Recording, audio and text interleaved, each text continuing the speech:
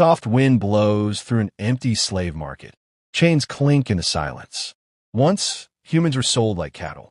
Mothers screamed for children they'd never see again. Freedom was only a dream whispered in darkness. They called it trade. But for Africa, it was tragedy.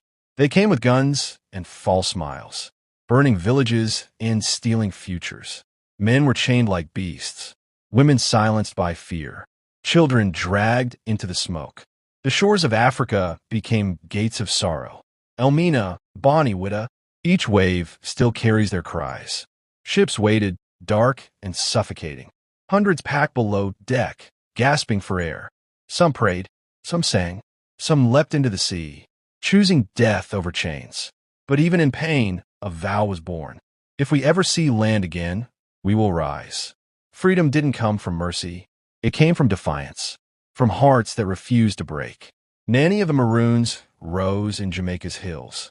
Toussaint Louverture sparked a revolution in Haiti.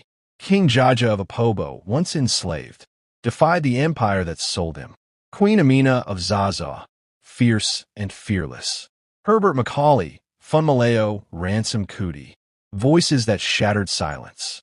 Nkrumah cried, "Africa must unite," and Mandela gave his youth, his freedom, his life. They didn't fight with guns. They fought with courage. The blood of the enslaved watered the seeds of freedom. Songs of sorrow became weapons of hope. Then came the awakening. Protests filled the streets. Flags rose where chains once fell. Ghana, 1957. Nigeria, 1960. One by one, nations stood tall again. Freedom is not a gift, it's a duty. We live because they fought. We breathe because they bled. Their blood built our nations. Their pain became our peace.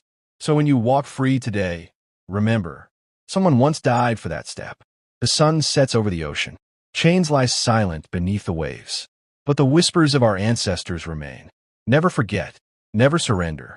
Because the story of slavery is not just pain, it's proof of Africa's strength, resilience, and undying spirit.